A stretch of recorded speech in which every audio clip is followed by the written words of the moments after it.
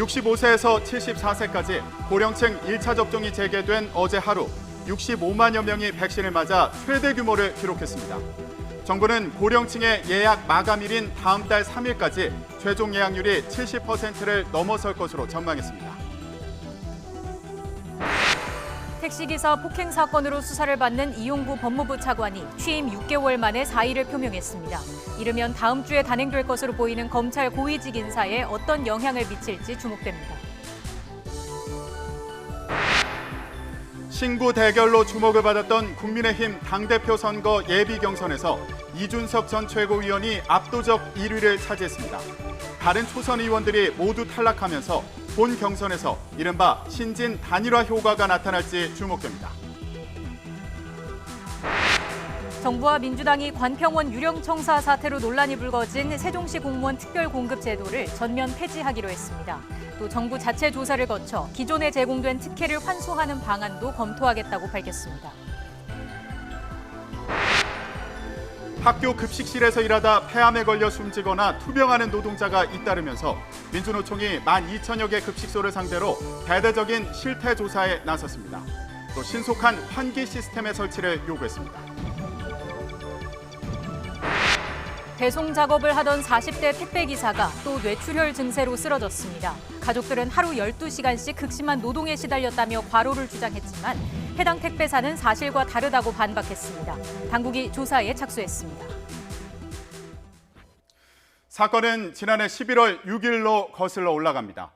당시 변호사였던 이용구 법무부 차관이 택시기사를 폭행했다는 내용의 신고가 접수됐습니다. 사흘 뒤 택시기사가 처벌을 원하지 않는다고 밝히면서 사건은 그대로 종결됐습니다. 사건을 담당한 서초경찰서가 단순 폭행 혐의를 적용했기 때문에 가능한 일이었는데요. 하지만 운행 중인 택시 운전자를 폭행할 경우 특정범죄 가중처벌법을 적용해 반드시 입건해야 하는 만큼 봐주기 의혹이 제기됐습니다. 논란 초기 서초경찰서는 의혹을 일축했습니다. 당시에는 이 차관이 누구인지도 몰랐고 또 핵심 단서인 블랙박스 영상이 없었다고 주장했는데요. 하지만 블랙박스 영상이 없다는 경찰의 발표는 얼마 지나지 않아 거짓으로 드러났습니다. 우선 검찰이 택시기사의 휴대전화를 제출받아 블랙박스 영상을 촬영한 약 30초 분량의 동영상을 복원했습니다. 여기에 택시기사가 해당 영상을 삭제하기 전 담당 경찰관에게 보여줬다고 폭로하면서 파문이 커졌습니다. 심지어 담당 경찰관은 못 본 걸로 하겠다는 말까지 한 것으로 전해졌습니다. 해당 경찰관은 감찰 조사를 받고 나서야 영상을 본 적이 있다고 시인했습니다. 결국 경찰청 수사국장이 직접 나서 고개를 숙였습니다. 자체 진상조사단을 출범시키면서 철저한 조사를 약속했습니다. 논란의 중심이 된 이용구 차관은 내내 사건을 무마하기 위해 경찰 고위층에 연락한 적이 없다고 선을 그었습니다. 또 택시기사에게 영상을 지우라고 요구한 사실도 없다고 해명했습니다. 당시에 기사님이랑 합의하고 영상 지우신 거 맞으신가요? 오늘 안 줬어요. 어제 입장문에서는 영상 제출돼서 다행이라고 하셨는데 어떤 의미인가요? 그 객관적인 진실 발견에 도움이 되니까 다쳐요. 그런 취지죠. 일단 변호인 통해서 말씀드리겠습니다. 그리고 4개월이 흐른 이번 주 경찰의 자체 조사 결과를 통해서 새로운 사실이 확인됐습니다. 사건 초기 이 차관의 구체적인 신분을 몰랐다고 한 서초경찰서의 해명이 거짓으로 드러난 건데요. 당시 서초경찰서장에게는 이 차관이 공수처장 후보로 언급되는 인물이라는 내부 보고가 이루어졌습니다. 특히 형사과장은 관련 기사를 검색하기도 한 것으로 드러났습니다. 이 차관의 해명과는 별도로 경찰의 석연찮은 거짓말이 확인되면서 봐주기 의혹은 더 짙어졌습니다. 앞서 사건을 수사하는 검찰은 지난주 이 차관을 피의자 신분으로 불러 조사했습니다. 기소가 임박했다는 관측이 나오는 가운데 이 차관은 오늘 오전 전격적으로 사의를 표명했습니다. 공교롭게도 이르면 다음 주 검찰 고위직에 대한 대대적인 인사가 예고된 상황이어서 더욱 주목을 받고 있습니다. 그럼 관련 내용 취재기자 연결해서 자세히 짚어보겠습니다. 우철희 기자. 네, 사회부입니다. 네, 이용구 법무부 차관 결국 사의를 표명했다고요. 네, 오늘 아침 법무부가 출입기자단 공지를 통해 전한 내용입니다. 이용구 법무부 차관이 자리에서 물러나겠다는 뜻을 밝혔습니다. 오늘은 연차를 내고 출근하지 않았습니다. 다만 입장문을 통해 문재인 정부 남은 1년 법무부와 검찰 모두 새로운 혁신과 도약이 절실한 때고 새로운 일꾼이 필요하다고 배경을 설명했습니다. 판사 출신인 이용구 차관은 추미애 전 법무부 장관이 윤석열 전 검찰총장을 직무에서 배제하고 징계를 청구하면서 갈등이 극에 달했던 지난해 12월 초에 취임했습니다.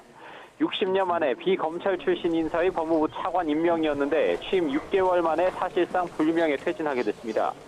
취임 전 발생했던 택시기사 폭행 사건이 결국 발목을 잡은 것으로 보입니다. 이용구 차관은 변호사 시절이던 지난해 11월 서울 서초구 자택 앞에서 술에 취한 자신을 깨우려던 택시기사를 폭행한 혐의를 받고 있습니다. 당시 사건을 수사하던 서울 서초경찰서는 피해자인 택시기사가 처벌을 원치 않는다는 이유로 이용구 차관을 사실상 무혐의 처분했습니다. 하지만 뒤늦게 사건이 알려진 다음 경찰이 운행 중인 운전자를 폭행할 경우 무겁게 처벌하도록 한 특정범죄 가중처벌 적용하지 않은 점이 밝혀지면서 봐주기 논란을 낳았습니다. 단순 폭행 혐의와 달리 특가법을 적용하면 피해자가 원치 않아도 처벌해야 하기 때문입니다. 이후 시민단체의 고발이 이어졌고 이용구 차관은 주말인 지난 22일 사건을 수사하는 서울중앙지검에 직접 출석해서 소환 조사를 받기도 했습니다.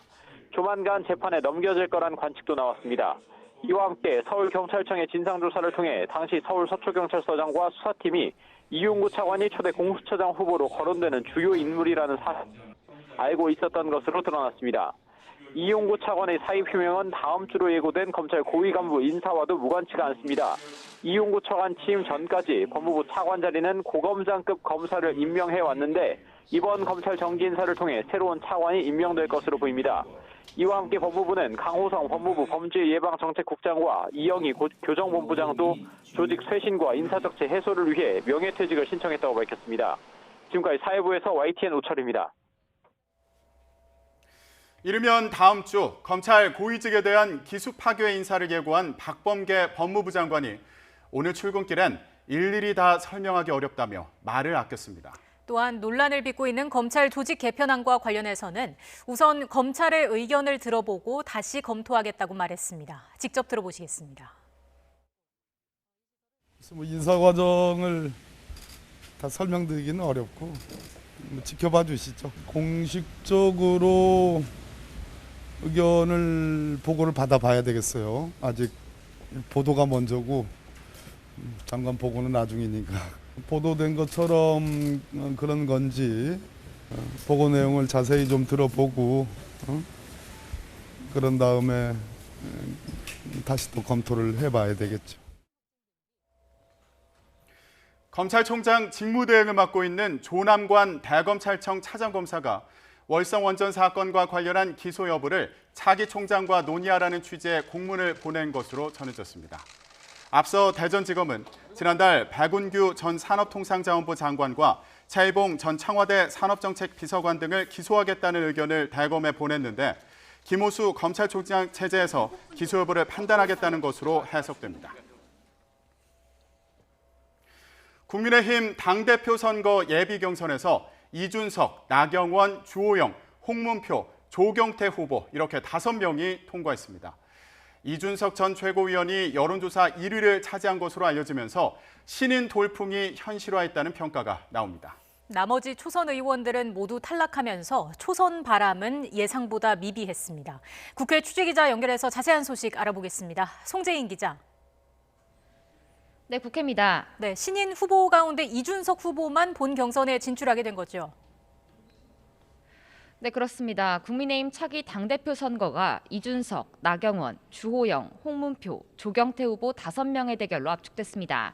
이 가운데 영선 이준석 전 최고위원이 압도적인 1위로 본선에 진출한 것으로 알려졌습니다.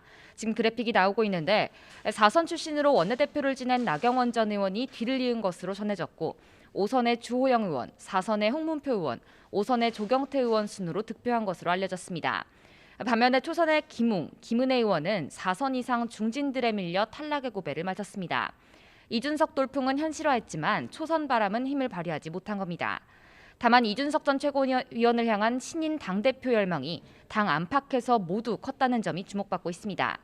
일반 국민 여론조사에서 51%의 압도적인 득표율을 기록했고 당원 여론조사에서도 나경원 전 의원과 불과 1%포인트 차이로 높은 수준의 득표율을 보였습니다. 그동안 이준석 돌풍은 대중적 인지도와 여론조사로 만들어진 거품이 아니냐는 시각도 있었는데 실제로는 당신마저 상당 부분 이 전 최고위원에게 기운 겁니다. 이로써 본 경선에서는 친인의 상징과 같은 이준석 전 최고위원과 기존 주류 중진들의 대결 구도가 더 굳어졌습니다. 네, 예비 경선에서 반전에 가까운 결과가 나오면서 본 경선이 어떻게 흘러갈지 더 주목되고 있습니다. 역시 관심은 이준석 전 최고위원이죠. 네, 그렇습니다. 앞서 말씀드렸다시피 국민의힘 당대표 본경선에선 신구 대결이 더욱 치열해질 것으로 보입니다. 세대 교체를 두고 당내 잡음이 더 불거질 수도 있는 만큼 김기현 원내대표는 무엇보다 갈등을 경계했습니다. 직접 들어보겠습니다. 선거 후 다시 함께 하나가 되어야 하는 만큼 서로를 존중하면서 불필요한 오해 없이 화합의 축제가 될 수 있도록 협조해 주실 것을 당부드립니다. 만약 초선 의원들을 향했던 표심이 본경선에서 이준석 전 최고위원에게 쏠린다면 30대 당대표가 현실화할 수도 있습니다. 다만 본경선에서 당원 투표 비중이 70%까지 커진다는 게 하나의 변수입니다. 이 전 최고위원이 중진 후보들에 비해 상대적으로 조직력이 떨어지는 만큼 돌풍을 이어나가기는 어려울 수도 있다는 겁니다. 나아가 중진 후보 4명이 단일화를 비롯해 다양한 방식으로 뜻을 모아 맞설 경우 이 전 최고위원이 버티긴 쉽지 않을 거란 전망도 나옵니다. 국민의힘 최종 당대표는 전국 합동연설회를 거쳐 다음 달 11일 전당대회에서 발표됩니다. 지금까지 국회에서 YTN 송재인입니다. 이렇게 이준석 전 최고위원의 상승세가 거세지는 가운데 평가는 엇갈리고 있습니다. YTN 시사 토크 프로그램에 출연한 국민의힘 조혜진 의원은 이 전 최고위원의 당선 가능성은 높지만 당이 산으로 갈 수 있다는 우려도 나온다고 말했습니다. 이경재 기자입니다. 이런 점에서 더불어민주당 김종민 의원과 국민의힘 조혜진 의원 모두 이준석 전 최고위원의 상승세가 쉽게 꺾이지 않을 거라고 내다봤습니다. 젊은 층을 중심으로 기성 정치의 변화를 바라는 분명한 민심이 오랜 TV 출연 등을 통해 인지도를 쌓은 이 최고위원을 통해 나타나고 있는 거라고 분석했습니다. 다만 민심이 원하는 변화의 실체에 대해선 여야 의원의 의견이 엇갈렸습니다. 이번 4.7 재보궐선거에서 나타났던 그 정권 교체의 민심이 어쨌든 정권 심판하고 교체는 해야 되겠고, 그런데 마음에 안 들지만 현실적으로 대하는 국민의힘밖에 없고. 뭐 정권 교체로 보면 약간 그건 아전인수적인 해석이고요. 저는 정치 개혁에 대한 민심이라고 봐요. 당선이 될 경우 이준석 전 최고위원이 이끌게 될 국민의힘에 대해선 우려가 컸습니다. 당대표 경선에 나섰다 최고위원으로 선회한 조혜진 의원은 당 밖에 있는 윤석열 전 검찰총장과의 연합 등 야권의 복잡한 대선 방정식을 풀어야 하는데 당내에 당이 산으로 갈 거란 걱정이 크고 이 전 최고위원이 공언한 김종인 비대위원장의 재영입도 적절치 않다고 비판했습니다. 이 당이 산으로 가진 않을까. 저한테 그런 걱정을 하시는데 제가 당대표 되면 선거대책위원장에 김종인 위원장을 모실 겁니다. 그 김종인 위원장한테 툭 넘기겠다 이 말이거든요. 당권을 넘기는 것도 말이 안 되지만 넘기면 그분은 그럼 운영을 제대로 하실 수 있는 것인가? 개혁에 대한 김종민 의원은 여야를 떠나 민심에 부응할 수 있는 실질적인 컨텐츠가 없다면 세대 교체의 효과와 의미가 사라질 거라고 전망했습니다. 만약에 그냥 대선 한번 이겨보자는 취지에서 정권 교체라고 하는 드라이브로 가게 된다면 저는 30대가 됐던 50대가 됐던 그건 김종인이든 이준석 뭐가 차이가 있습니까? 한미 정상회담의 성과와 국민의힘 당대표 경선을 바라보는 두 의원의 치열한 토론과 함께 더불어민주당 대선 주자로 나선 정세균 전 총리가 출연한 시사토크 알고리즘은 오늘 밤 11시에 방송됩니다. YTN 이경재입니다.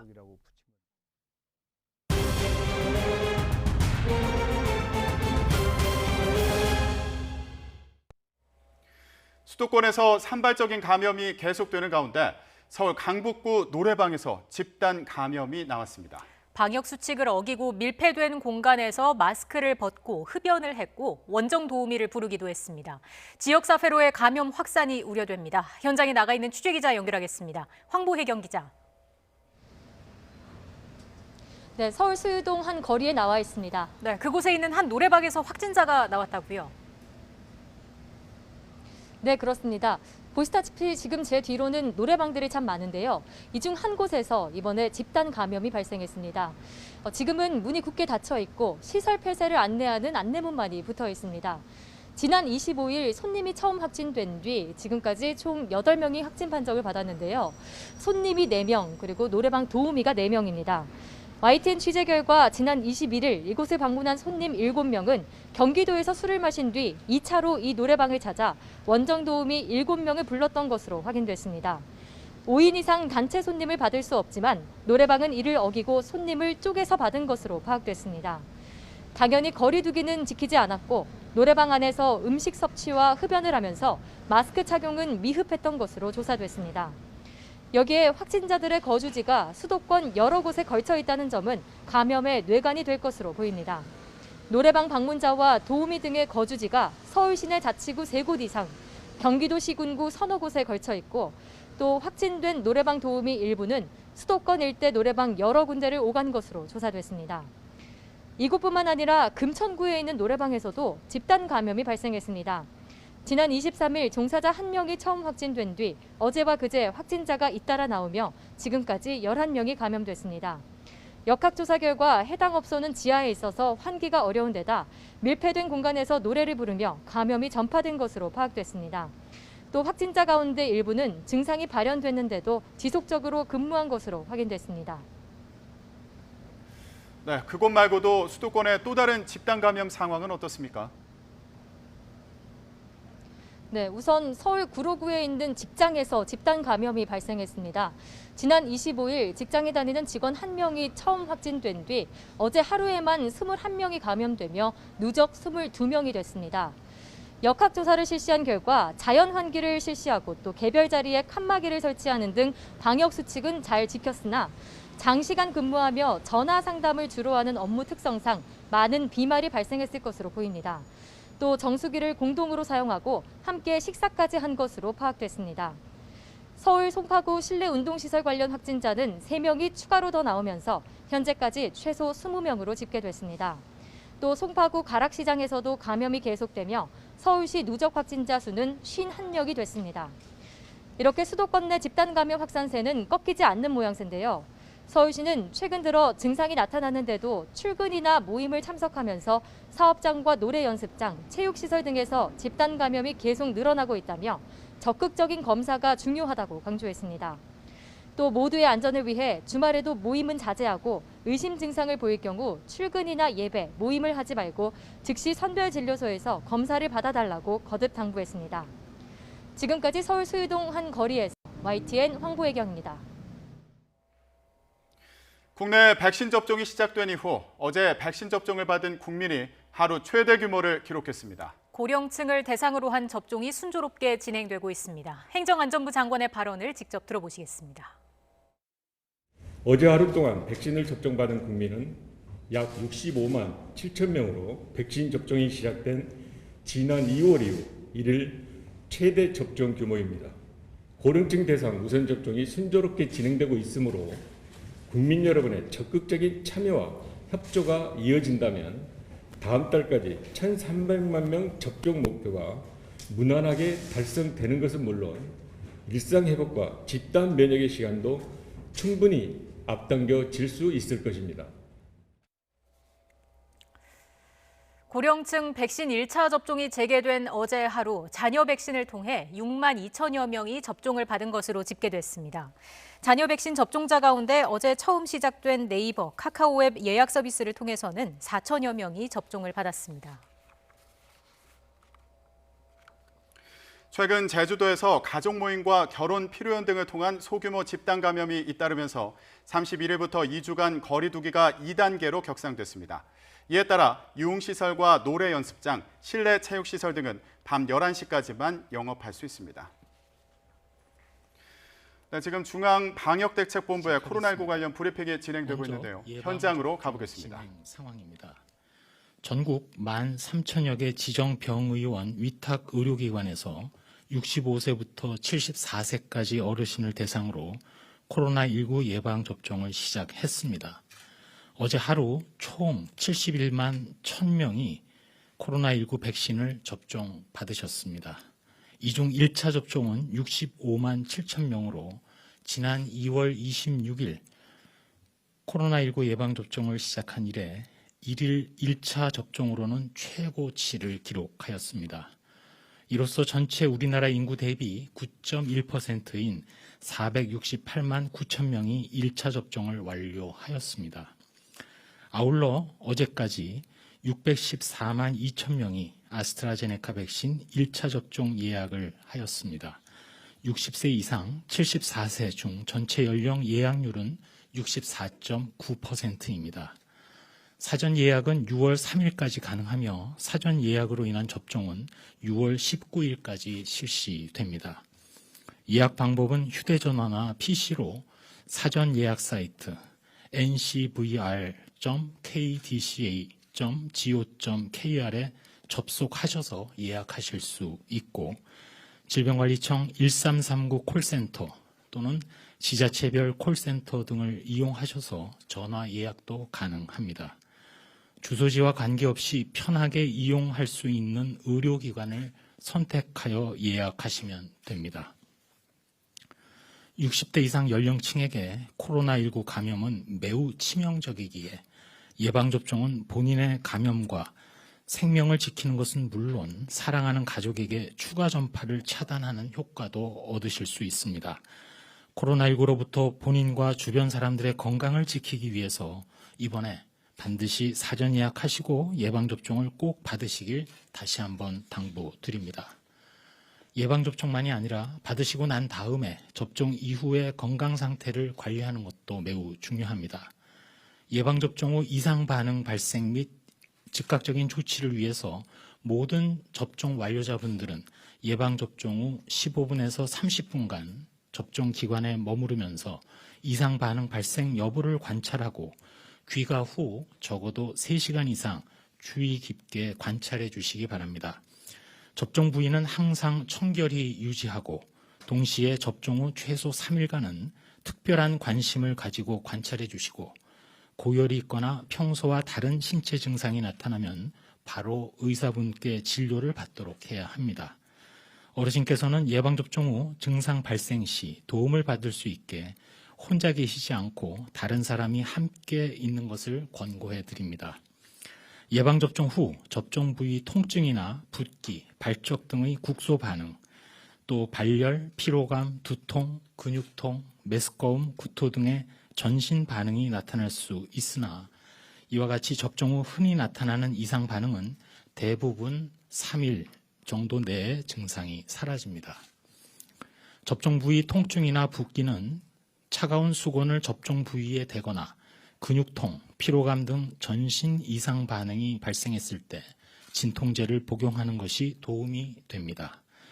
진통제는 아세트아미노펜을 함유한 제품을 복용하는 것을 권고해 드리며 현재 국내에는 아세트아미노펜 제제 해열 진통제가 일반 의약품으로 다수 허가되어 있기 때문에 가까운 약국에서 구입하실 수 있습니다. 시중에 유통 중인 아세트아미노펜 제제는 동일한 효능 효과를 가진 제품이기에 약사분들의 복약 지도에 따라 선택하고 복용 가능하십니다. 두드러기나 발진, 얼굴이나 손 붓기와 같은 알레르기 반응이 나타나거나 39도 이상의 고열 또는 일반적으로 나타나는 이상 반응 증상이 만약 일상생활을 방해하는 정도로 심해진다면 반드시 의료기관을 방문하여 진료를 받아주시기 바랍니다. 만일 아나필락시스 등 심한 알레르기 반응이 나타나면 즉시 119로 연락하거나 가까운 응급실로 내원하시기 바랍니다. 순조로운 예방접종 시행과 함께 백신 도입도 계획대로 순조롭게 진행되고 있습니다. 개별 계약된 아스트라제네카 백신은 어제 106만 9천 회분이 공급되었고 오늘 82만 8천 회분이 추가로 공급되어 상반기 도입 물량인 1,838만 회분 중 1,164만 회분 도입이 완료되었습니다. 이후 6월 첫째 주까지 총 260만 회분이 추가로 공급될 예정입니다. 다음은 2021년 국민건강영양조사를 통한 코로나19 항체 보유율 조사 결과를 말씀드리겠습니다. 전국 16개 시도 국민건강영양조사 참여자 2,248명을 대상으로 항체 보유율을 검사한 결과 총 6명의 항체 양성자를 확인하였습니다. 이번 조사 결과로 볼 때 우리나라는 코로나19 바이러스 감염에 의한 항체 보유율이 아직까지도 낮은 것으로 확인되었고, 이는 유행 지역 및 시설에 대한 선제적 검사, 그리고 일선 보건요원을 중심으로 한 지자체의 적극적인 방역 대응 결과인 것으로 전문가들은 높게 평가하였습니다. 이에 예방접종을 통해 우리 사회에 충분한 집단 면역이 형성될 때까지 마스크 착용, 충분한 환기, 의심 증상 시 즉시 검사 받기 등 방역 수칙의 준수가 매우 중요하다는 점을 다시 한번 말씀드리면서 앞으로도 지역사회 집단 면역 수준 확인을 위해서 항체 보유율 조사를 지속해서 추진해 나가겠습니다. 코로나19 치료제 백신과 관련하여 범정부 실무추진위원회는 지난 5월 17일 분야별로 회의를 개최하였고, 이에 먼저 백신 전문위원회에서는 주요 기업의 백신 개발 현황, 애로사항을 파악하고 향후 백신 개발 지원을 위한 표준 혈청 제작, 그리고 표준 시험법 개발에 대해서 논의했습니다.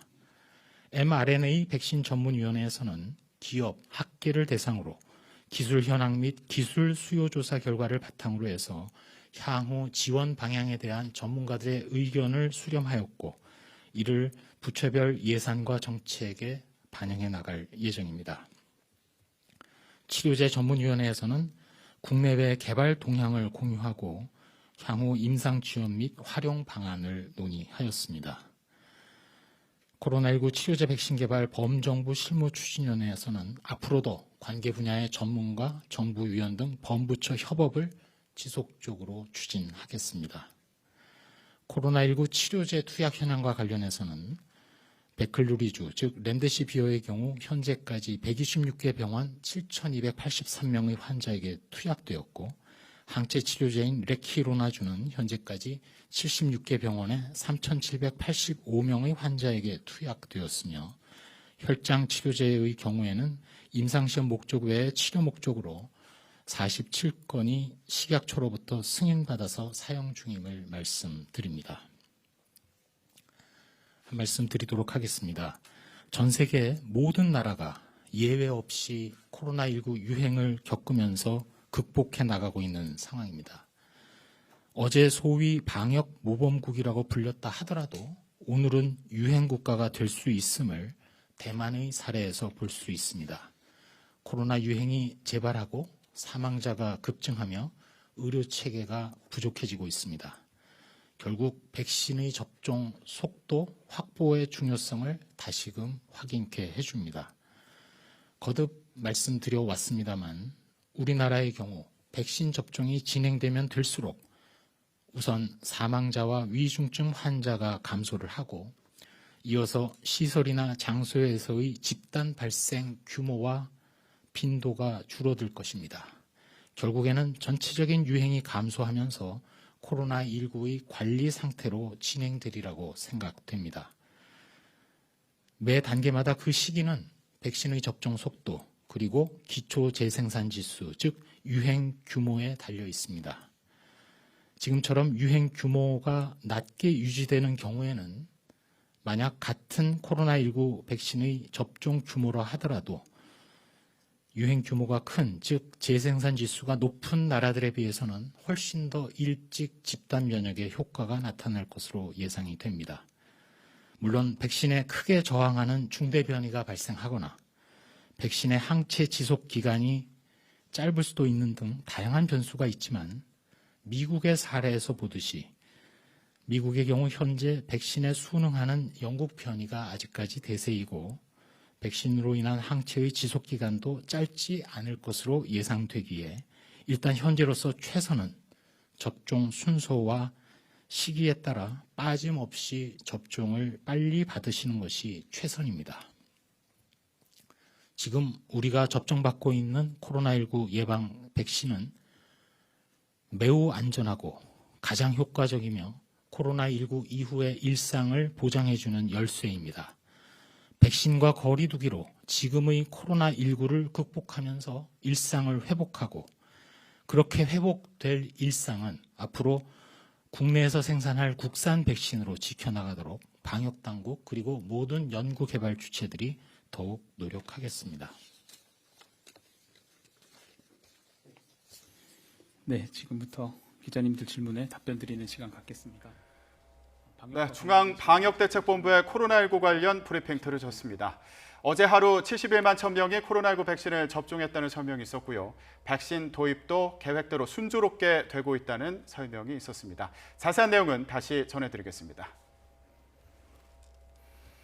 네, 다음 소식입니다. 인도에 체류하다가 코로나19에 감염된 우리 국민 14명이 오늘 새벽 귀국했습니다. 현지 공항 사정으로 출발이 4시간 넘게 지연된 데다가 급유 예정 국가가 잇따라 거부 통보를 하고 중증 환자 1명은 기내에서 잠시 상태가 악화하는 등 우여곡절을 겪었습니다. 김정회 기자가 단독으로 보도합니다.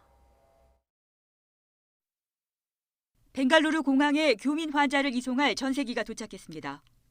트랩이 장착되고 오전 11시 반 전원 탑승을 마쳤습니다. 모두 일정 간격 거리를 두고 앉은 모습. 의료진 2명도 탑승했습니다. 출발은 현지 공항 사정 때문에 무려 4시간 넘게 지연됐습니다. 감염에 따른 증상에 새벽부터 움직이느라 지쳤던 환자들. 꼼짝없이 기내에서 4시간을 대기하며 속까지 까맣게 타들어갔습니다. 급유지 가기도 쉽지 않았습니다. 애초 착륙 허가를 냈던 나라들이 잇따라 거부했기 때문입니다. 방글라데시 다카에서 원래 기름 주유를 할 예정에 있었는데 인도발 비행기에 대해서 이제 착륙을 불허한다 이런 통보를 받고 미얀마나 베트남 쪽 추진하다가 그쪽도 여의치 않아서 인도 접경 지역에 있는 아삼주에 있는 그 공항에 착륙 허가를 받고 진행하게 됐습니다. 현지 시각 27일 오후 8시 15분 마침내 인천공항을 향해 전세기가 떴습니다. 기내 방역 안내도 듣고 의료진이 수시로 상태를 살피자 환자들은 그제야 안도의 한숨을 내쉽니다. 그런데 이도 잠시 애초 보고된 중증 환자의 상태가 심상치 않습니다. 의료진이 곧 산소 발생기를 돌려 상태를 안정시켰습니다. 이렇게 우여곡절 끝에 10시간 반을 날아 교민 환자들은 오전 5시 48분 인천공항을 통해 귀국했습니다. 경증 13명, 중증 1명 등 14명으로 모두 현지에 파견된 국내 기업 협력업체 직원들입니다. 중증 환자는 도착 즉시 대기하던 구급차로 명지병원에 이송됐습니다. 나머지 13명 경증 환자들은 진단검사를 받고 충북 제천의 생활치료센터로 옮겨졌습니다. 이번 귀국은 현지 상황이 악화하며 한인회와 플라잉닥터스가 나서 전세기를 띄우기로 했고 소속업체들이 비용을 대 성사될 수 있었습니다. 자신을 비롯해 다른 교민들이 잇따라 감염되며 사망자까지 발생하는 과정을 봤던 교민 환자들. 고국에서 치료받고 싶어도 감염 환자의 비행기 탑승이 불가능해 이조차도 포기할 뻔했지만 마침내 고국에서 치료에 전념할 수 있게 됐습니다. YTN 김정희입니다. 미국 캘리포니아주가 백신 접종을 독려하기 위해 우리 돈으로 1,300억 원을 풀기로 했습니다. 미국의 다른 주들도 백신 접종을 주저하는 사람들을 위해 다양한 당근을 제시하고 있습니다. 김원배 기자입니다. 미국 캘리포니아주는 다음 달 15일 전까지 코로나19 백신을 맞는 주민들에게 모두 1억 1,650만 달러, 우리 돈으로 약 1,300억 원을 주겠다고 발표했습니다. 먼저 복권 당첨자 10명은 각각 150만 달러, 우리 돈으로 약 16억 7천만 원씩을 받게 됩니다. 150만 달러는 미국에서 코로나19 백신 접종과 관련한 최대 규모 복권 당첨금이라고 로이터 통신은 전했습니다. 또 다른 30명도 복권 당첨금으로 5만 달러, 우리 돈으로 약 5,500만 원씩을 받습니다. 이미 백신을 접종한 사람들도 복권에 당첨될 수 있습니다. 그리고 백신 접종자 200만 명에게 50달러, 우리 돈으로 약 5만 6천 원의 현금이나 식료품을 살 수 있는 상품권 카드를 나눠줄 예정입니다. Children 12 and up will also be eligible for those prizes. We're doing that in order to encourage you, not only with that $50 gift card, but with this significant prize and incentive program. 캘리포니아주가 백신 접종률을 높이기 위해 막대한 돈을 뿌리는 것은 다음 달 15일까지 경제를 완전히 정상화할 준비를 하고 있지만 일부 주민이 여전히 접종에 회의적이기 때문입니다. 캘리포니아주 외에도 미국 여러 주가 백신 접종을 독려하기 위해 다양한 당근을 내걸고 있습니다. 이미 당첨자가 나온 오하이오주를 비롯해 뉴욕, 메릴랜드, 그리고 오리건주가 백신 접종자를 대상으로 복권 당첨금을 내걸었습니다. 뉴욕주는 백신 접종자에게 프로야구 메이저리그 경기 입장권도 돌리고 있습니다. 미국에서는 하루 평균 백신 접종자가 지난달 300만 명을 웃돌다가 최근 180만 명 정도로 곤두박질 치자 접종률을 높이기 위한 다양한 아이디어들이 쏟아져 나오고 있습니다. YTN 김원배입니다.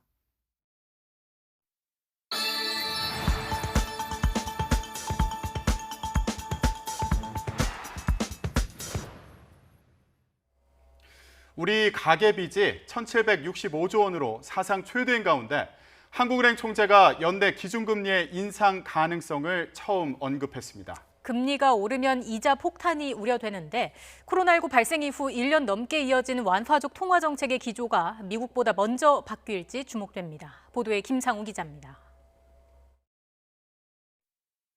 한국은행은 기준금리를 전문가들의 예상대로 동결했습니다. 현재대로 연 0.5%, 8번 연속 동결로 1년째입니다. 미국 연방준비제도 기존금리와는 0.25에서 0.5%포인트 격차가 유지됐습니다.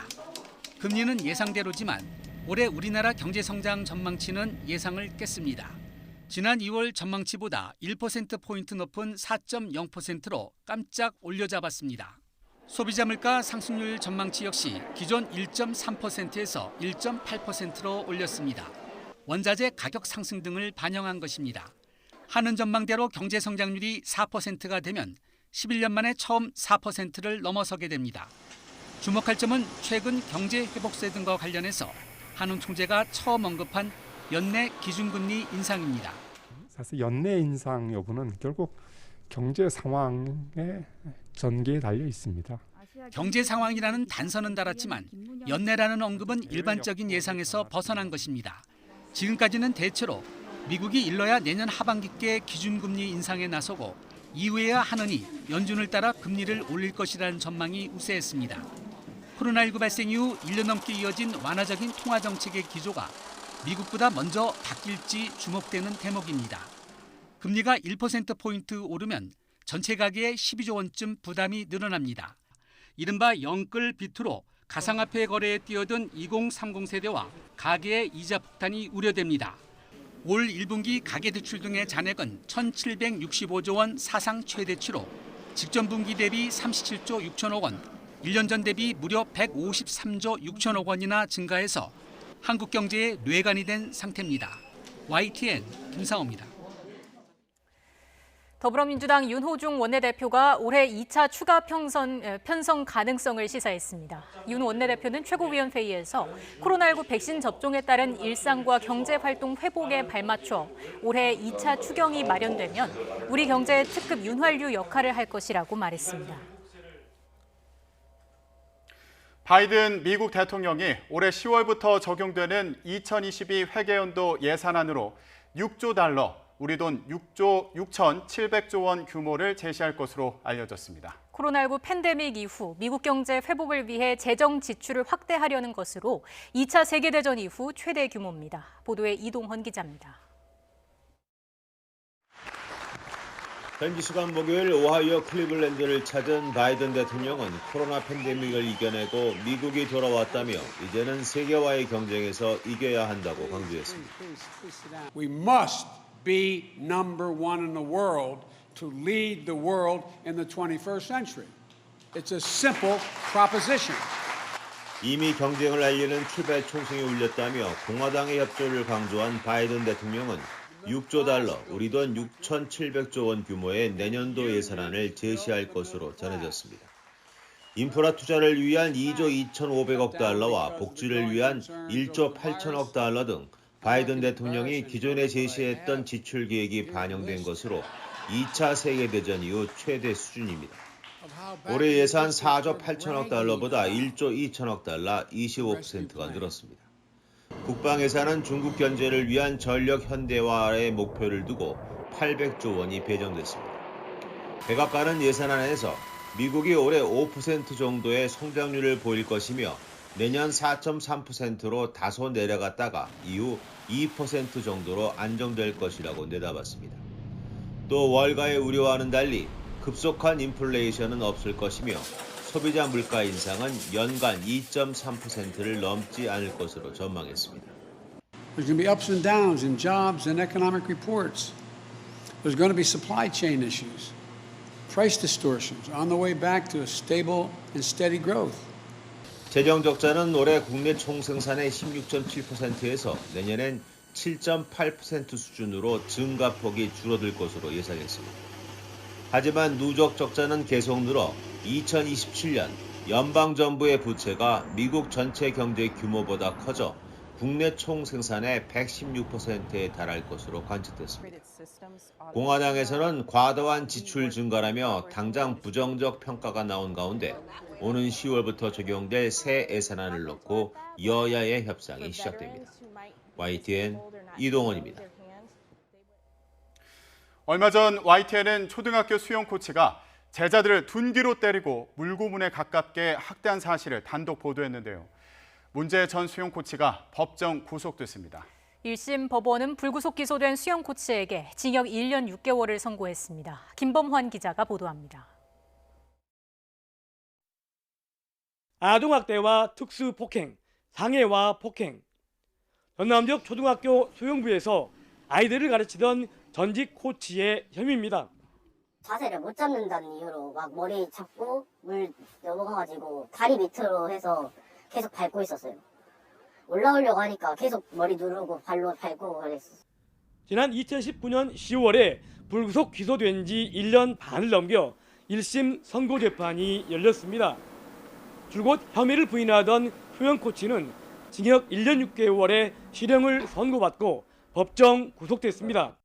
재판부는 수영 코치가 아동학대 신고 의무자로서 위험한 물건을 휴대해 피해 학생을 폭행함과 동시에 신체적 학대를 했다고 판단했습니다.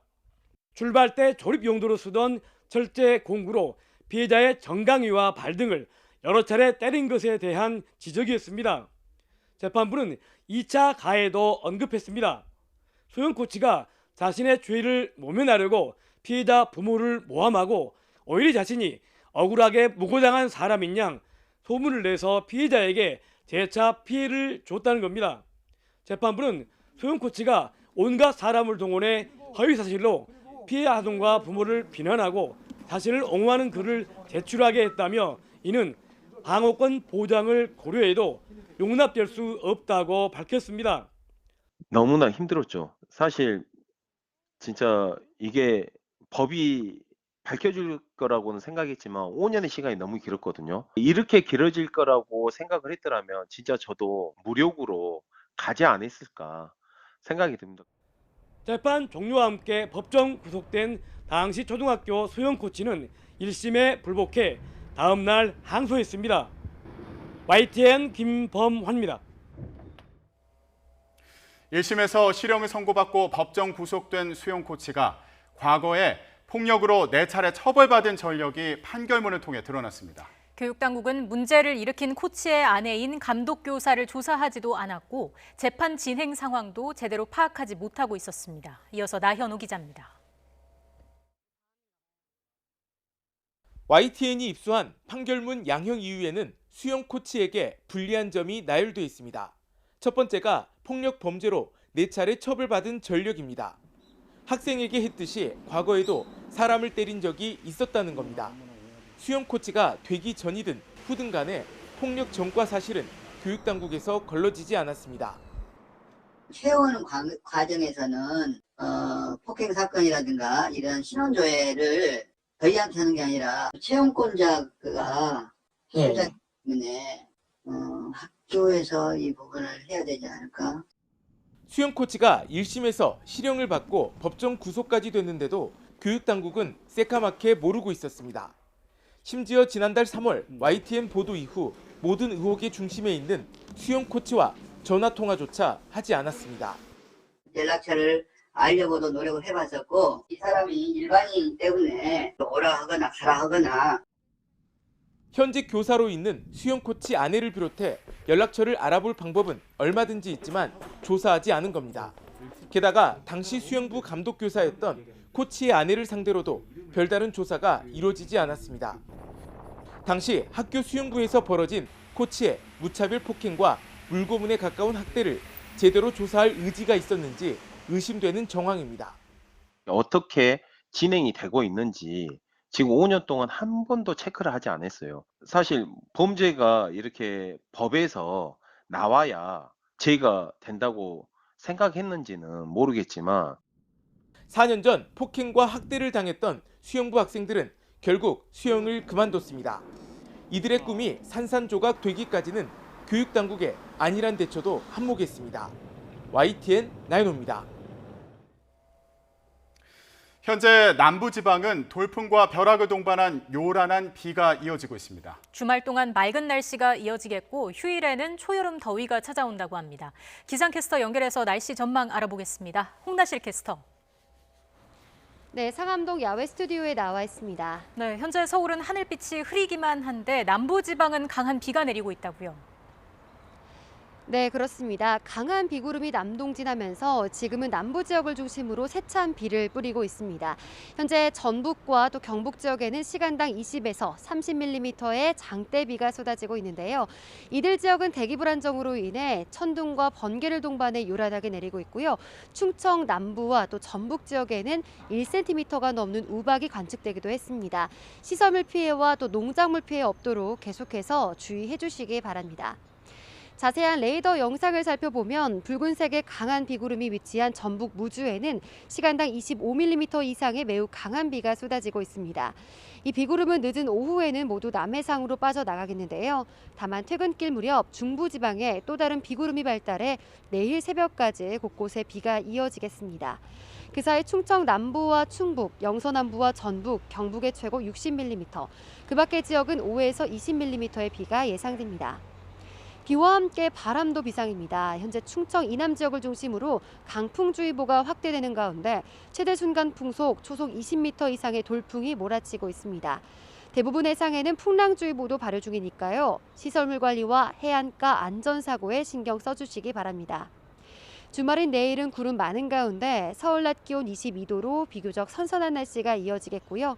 휴일부터 맑은 날씨 속 다시 25도 안팎의 초여름 더위가 이어질 전망입니다. 내일 새벽까지 비가 내리는 지역은 가시거리가 무척 짧고 도로가 미끄러울 것으로 보입니다. 교통안전에 각별히 유의해 주시기 바랍니다.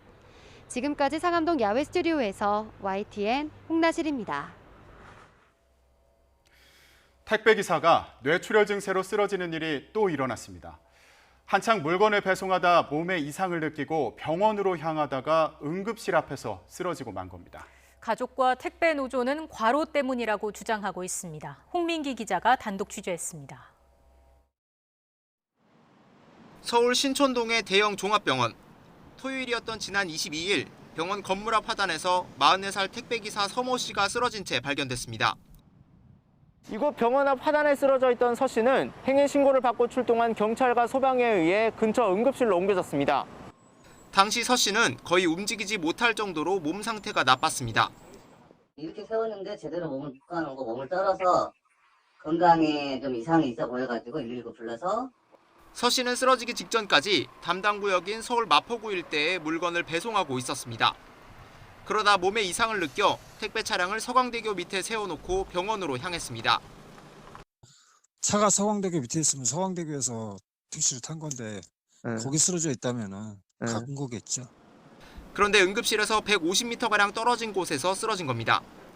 그 병원 갔었는데 그 병원에 코로나 때문에 정확하게 바로 진료가 안 됐던 거고 밤 11시경에 경찰이 발견됐다는 것이 저희가 알고 있는 사실입니다. 병원으로 옮겨진 서 씨는 이틀 만에 의식을 되찾았지만 뇌출혈로 신체 일부가 마비됐고 말도 하지 못하는 상태입니다. 가족들은 서 씨가 2년 전부터 로젠 택배에서 일을 시작했는데 코로나19로 업무량이 늘어난 뒤 체중이 눈에 띄게 줄었다고 말했습니다. 그전에 비했을 때는 덩치도 있고 그랬는데 공동의 살이나 허벅지 살은 많이 빠졌었죠. 노조 측은 확인 결과 주 6일 근무에 하루 평균 12시간씩 극심한 노동에 시달렸다며 과로가 뇌출혈의 원인이라고 주장했습니다. 분류 인력도 따로 없어 아침마다 분류 작업을 직접 했다고도 전했습니다.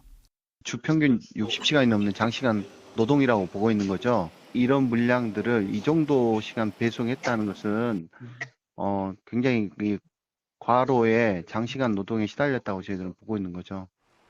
그러나 로젠 택배는 서 씨가 하루 배송한 물량은 120개 안팎으로 다른 기사들보다 적은 편이었고 근무 시간도 하루 9시간 정도였다며 과로는 아니라고 반박했습니다.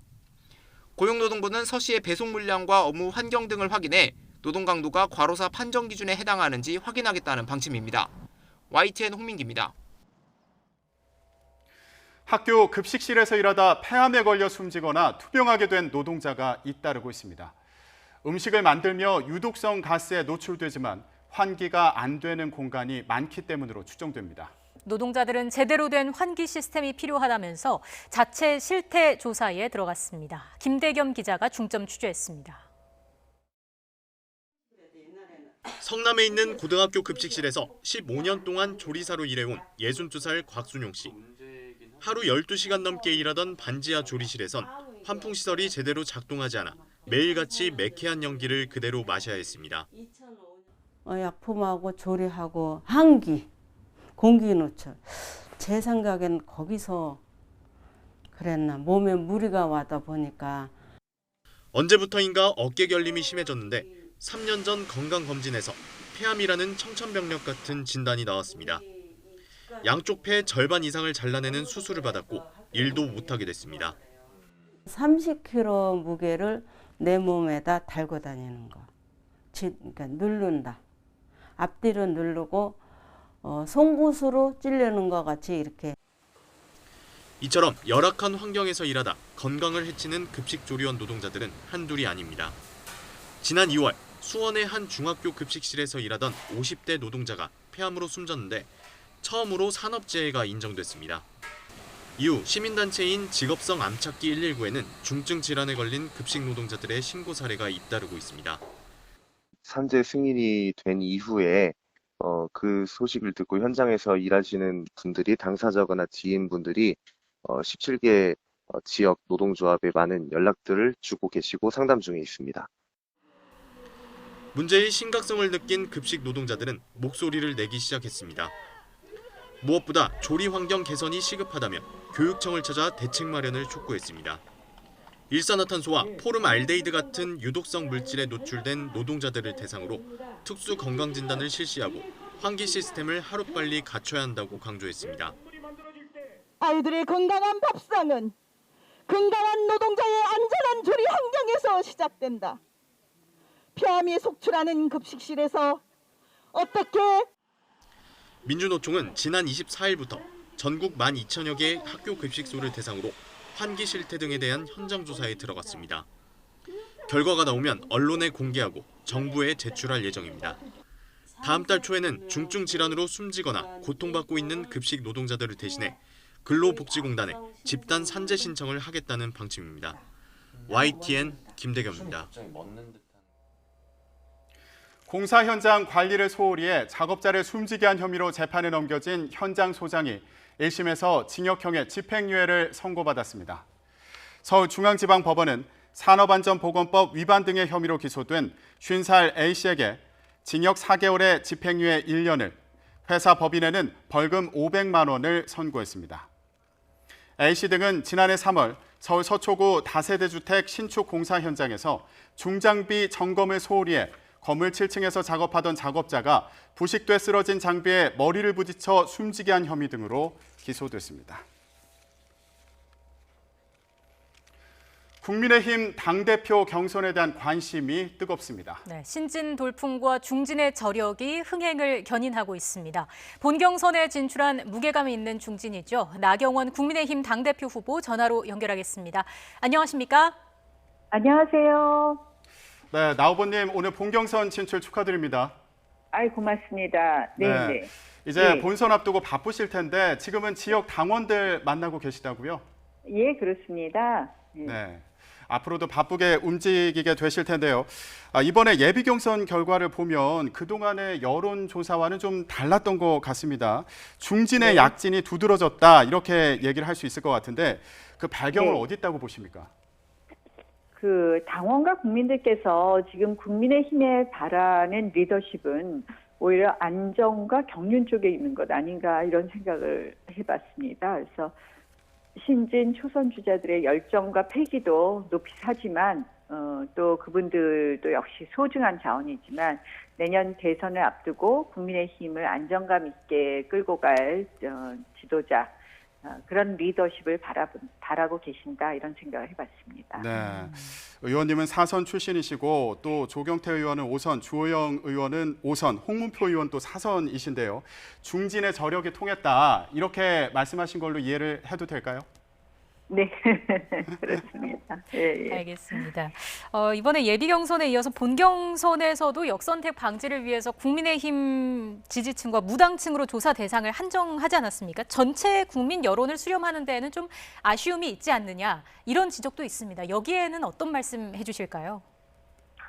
뭐 저는 룰에 대해서 왈가왈부할 필요는 없다고 생각을 하고요. 예. 사실은 지금 현재 이렇게 나오는 여론조사에 따르면 오히려 저는 그 부분에 있어서는 불리하기도 하더라고요. 이제 뭐 민주당과 정의당은 늘 좀 막 여론이 많이 나오는 후보에 대해서 견제하는 심리가 있거든요. 그래서 사실은 이 역선택을 방지한다고 하는 것은 어떻게 보면 원칙의 문제다 이렇게 봅니다. 네. 지금 유불리의 예비 경선과 문제가 아니라 예. 원칙의 문제라는 것이죠. 예. 네. 알겠습니다. 그러면 오늘 그 예비 경선 결과에 대해서도 얘기를 좀 해보도록 하겠습니다. 구체적인 네. 내용이 알려지고 있는데요.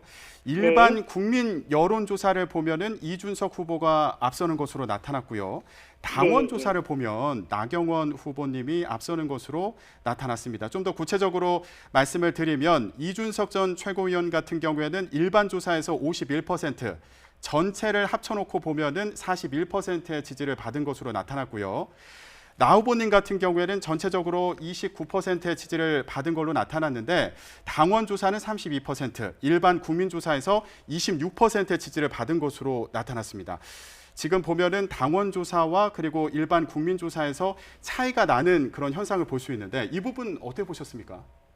당원 조사에서 조금 더 강한 지지를 받은 것은 맞고요. 그러나 뭐 다른 것이 아니라 당원들은 좀 더 차분하게 합리적으로 판단하시는 것 아닌가라는 생각을 합니다. 네.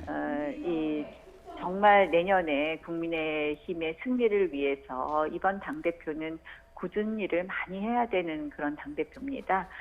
결국 많은 분들이 변화를 이야기하시지만 변화 당연히 해야 됩니다. 근데 변화뿐만 아니라 그 다음에 우리가 해야 될 전체적인 야권 통합을 비롯한 통합의 그 무거운 숙제를 누가 할 수 있는지를 당원 여러분들께서는 조금 더 이성적인 판단을 하셨다 이렇게 봅니다. 예, 이제 뭐 관심 본경선으로 옮겨갔는데 앞서 초선 김웅 그리고 김은혜 후보가 탈락하면서 이들을 지지했던 여론이 이제 무선의 이준석 후보로 좀 모일 수 있지 않겠느냐 이런 얘기도 나오고 있습니다. 어떻습니까? 본경선에서도 이전 최고위원의 이른바 돌풍이 좀 이어질까요?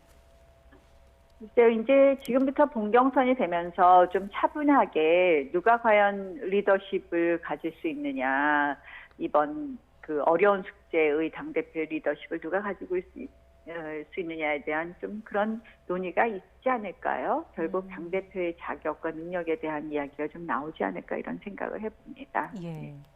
네, 변화도 필요하지만 결국 야권 통합의 숙제를 누가 풀 것이냐 이것이 중요하다 이렇게 말씀을 하셨는데요. 예, 왜냐하면 저희가 이제 4월 7일 재보궐선거 승리의 가장 큰 원인 중에 하나는 저는 야권 단일 후보를 냈다는 거라고 생각을 합니다.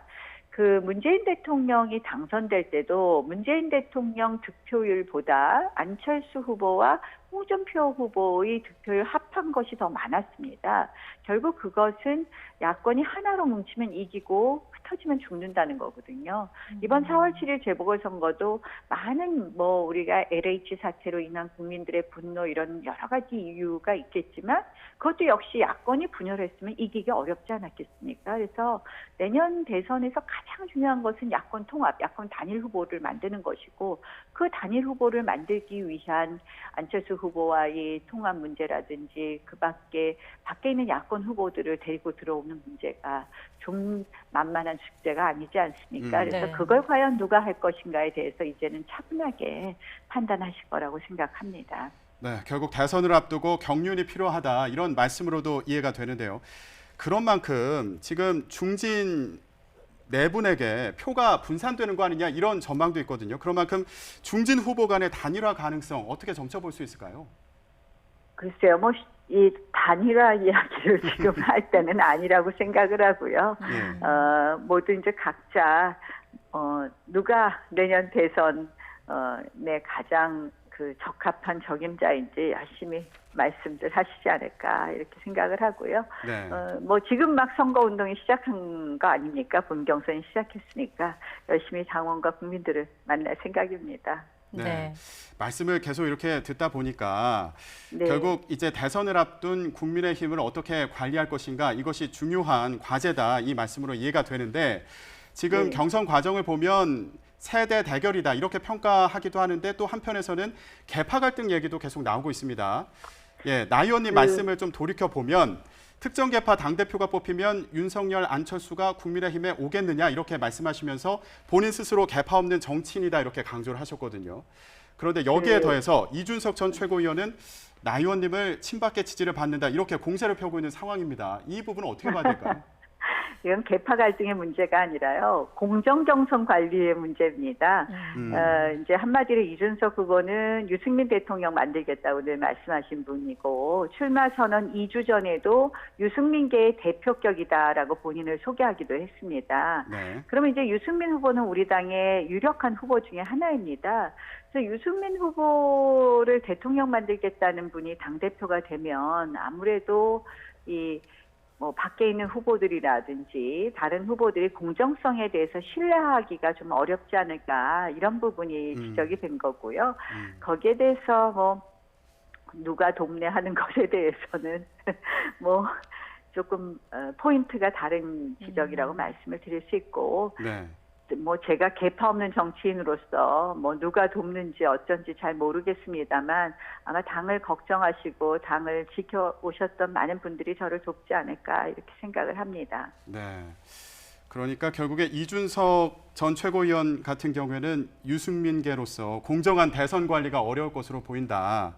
이 말씀으로 아무래도 다른 특히 이제 저희가 있던 후보들 그냥 내놓고 하는 게 아니라서 이 야권 우리 당 밖에 있는 후보들 또 이제 안철수 당과의 합당이나 통합 문제에 있어서 굉장히 그런 부분이 오히려 걸림돌이 되지 않겠냐. 왜냐하면 특히 이제 엊그저께 권은희 의원이 굉장히 부정적인 이야기를 내놓았어요. 네. 그러니까 사실 안철수계와 유승민계는 같이 정당을 하면서 굉장히 서로들 불편해진 것으로 알고 있습니다. 그래서 이러한 부분이 우리가 통합의 과정을 가는 데 있어서 혹시나 걸림돌이 되는 리더십이 되지 않을까 하는 그런 우려를 말씀드린 것입니다. 그러면 나 의원님께서 조금 전에도 말씀은 하셨습니다만 이전 최고위원이 나 의원님은 친박계 지지를 받는다 이렇게 공세를 계속 펴는 부분은 어떻게 이해할 수 있을까요? 저는 진짜 제가 계파 없는 정치인이라는 건 공지의 사실이고 사실 굉장히 여러 가지로 불이익도 받아왔는데요.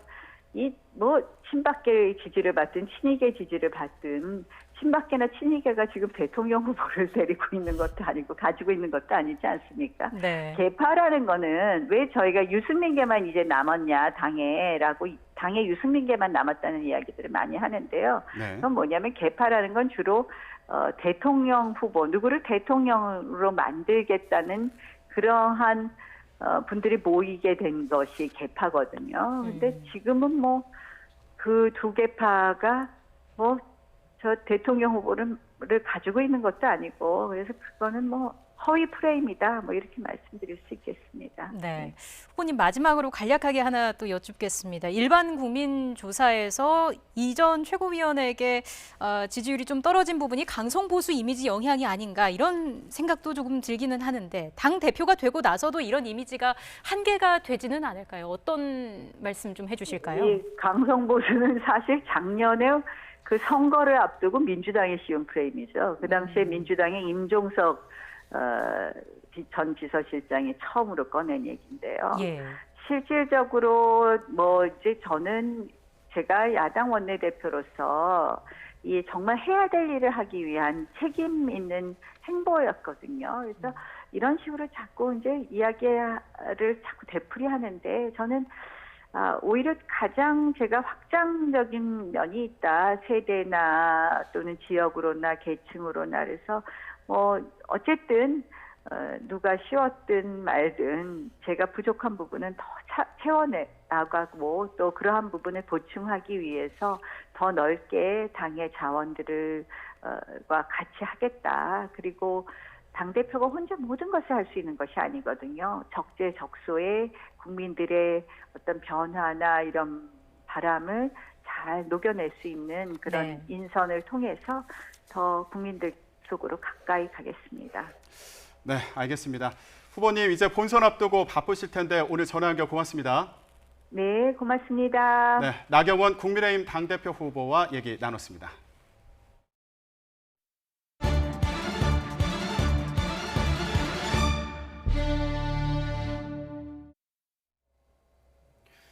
더불어민주당과 정부가 최근 관평원 사태로 논란이 불거진 세종시 공무원 특별공급제도를 전면 폐지하기로 했습니다. LH 사태로 성난 부동산 민심을 확인했던 정부 여당은 당장 다음 달부터 특공제도 폐지 절차에 돌입합니다. 김태민 기자입니다. LH 사태 여진 속에 터진 관세평가분류원의 이른바 유령청사 논란은 성난 부동산 민심에 또다시 불을 지폈습니다. 세종시 이전이 확정되기도 전에 청사를 짓고 아파트 분양권부터 챙긴 행태 때문입니다. 이번에도 심상치 않은 분위기로 돌아가자 고위당정 주요 안건에 올렸습니다. 민주당이 먼저 특별공급제도의 목적이 어느 정도 달성됐다며 제도 전면 폐지를 건의했고 당초 목적이 이제는 어느 정도 달성되었다고 판단합니다. 필요 이상의 과도한 특혜라고 여겨지지 않도록 세종시 이전 기관 특별공급제도를 이제는 폐지할 것도 검토해 주실 것을. 불과 1시간 반 만에 정부도 이에 동의하면서 특공 폐지가 신속하게 확정됐습니다. 다음 달부터 곧바로 세종시 특공제도 폐지를 위한 후속 조치가 시작됩니다. 특히 기존 특혜 환수 논의는 정부 자체 조사와 법률 검토를 거쳐 진행하기로 했습니다. 정부 여당이 이처럼 빠르게 움직인 건 단순 제도 개선만으론 성난 민심을 달래기 어렵다는 공감대가 있었기 때문입니다. 세종시에 대한 아파트 특별공급제도 자체가 국민적 따가운 질책이 되고 있다는 것을 잘 알고 있습니다. 지금은 특별공급이 오히려 특혜가 되고 있다. 또 이를 악용하는 사례까지 있다는 국민적 질책을 따갑게 받아들이겠습니다. 4.7 재보선 참패에 도화선이 된 LH 사태처럼 전 정권 탓으로 책임을 돌린다면 내년 대선에서 더 큰 역풍을 맞을 거란 우려도 한몫했습니다. 야당이 국정조사 요구로 압박하자 여당은 특공제도 전면 폐지로 서둘러 진화에 나섰습니다. 그만큼 대선 전국에서 부동산 민심은 핵심 이슈가 될 수밖에 없기 때문입니다. YTN 김태민입니다. 민주당 부동산 특위 김진표 위원장이 정부와 이견으로 진통을 겪고 있는 종부세 개편과 관련해서 공청회를 통한 의견 수렴 등을 통해 6월까지 결론을 내겠다고 밝혔습니다. 김 위원장은 오늘 아침 라디오 프로그램에서 현재 민주당 부동산 특위에서 제안한 안은 공시가격 상위 2%에만 종부세를 매기는 안이고 전문가들 대부분이 이에 찬성을 하는 만큼 정부의 설득이 중요하다며 이같이 말했습니다. 또 종부세 기준을 9억에서 12억 원으로 올리자는 국민의힘의 제안은 소위 똑똑한 집 한 채를 가지려는 성향을 부추기고 서울 지역에 50억, 100억 원짜리 고가 아파트를 많이 나오게 할 수 있다고 지적했습니다. 문재인 대통령은 신임 청와대 국민소통수석에 박수현 전 청와대 대변인을 내정했습니다. 유영민 대통령 비서실장의 발표 내용과 박수현 국민소통수석 내정자의 각오를 직접 들어보시겠습니다.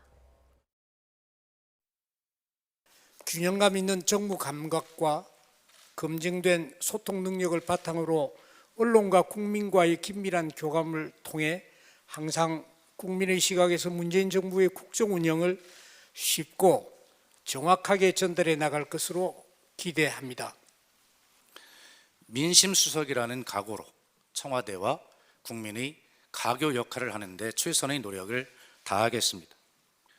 국민의 눈높이는 국민의 심장에 있으므로 국민과 눈높이를 맞추기 위해서는 청와대가, 정부가 그리고 여당이 허리를 숙여서 국민의 심장에 귀를 정중하게 맞추는 일이어야 함을 잊지 않도록 하겠습니다. 충분한 근거 없이 불가리스가 코로나19를 예방하는 효과가 있다고 주장했던 남양유업이 결국엔 사모펀드에 팔렸습니다. 갑질 파문에 이어 불가리스 사태까지 일으키면서 반복해서 사과와 개선을 말했지만 소비자들의 불신이 걷잡을 수 없이 커지자 소유주는 지분을 모두 매각했습니다. 조용성 기자가 보도합니다. 연구진을 동원해 불가리스가 코로나 바이러스를 억제하는 효과가 있다고 일방적으로 발표했던 남양유업. 사회적 불신이 커지자 직을 내려놓는 사과와 지배구조 개선을 약속했습니다. 자식에게도 경영권을 물려주지 않겠습니다. 사태 수습을 하느라 이러한 결심을 하는 데까지 늦어진 점 진심으로 죄송합니다. 사과 발표 3주 만에 내놓은 답은 개선안이 아닌 지분 매각입니다. 53%가량의 회사 지분을 3,100억 원을 받고 사모펀드 한행컴퍼니에 팔기로 했습니다. 회사 이미지가 끝없이 추락하자 고 홍두영 창업주가 회사를 세운 지 57년 만에 매각하게 됐습니다.